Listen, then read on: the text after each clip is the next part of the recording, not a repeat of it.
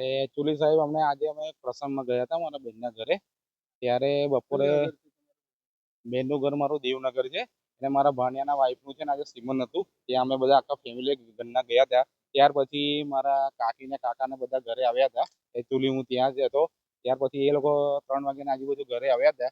ત્યાર પછી ઘરના પાર્કિંગ માટે આજે જે બબાલ થઈ છે સાહેબ, આપણા ઘર આગળ જે અમારું બુલેટ પાર્ક કરેલું હતું એ ત્યાં આગળ એમને જે યોગેશ ચાવડા છે, અજય ચાવડા છે, ગોપાલ ચાવડા છે, સોમાભાઈ ચાવડા છે, આ લોકો છે ને એક જગ્યા લીધેલી છે એમના ઘરની સામે.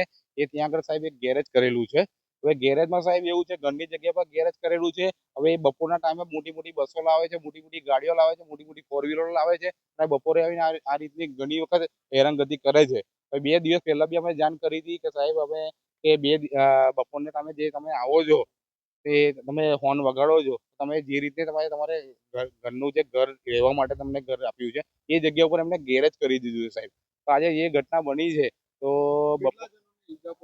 અમારા ઘરની માં સાહેબ છે ને 3-4 જણની ઈજા પહોંચી છે. મારી કાકી છે રેખાબેન મહેન્દ્રભાઈ ચાવડા, એમને માથામાં ભાગમાં છે ને 2 ઈંટો વાગી છે અને લગભગ માથામાં ઈંટો મારી છે સાહેબ. અને એ બી તમે મારા ઘરે આવીને તમે જોઈ શકો છો કે અમારી ગાડીને કેટલું નુકસાન થયું છે, અમારા ઘરને કેટલું નુકસાન થયું છે. તમે અત્યારે હાલ આવીને ચેક કરી શકો છો કે તમને આઈડિયા આવી જાય સાહેબ.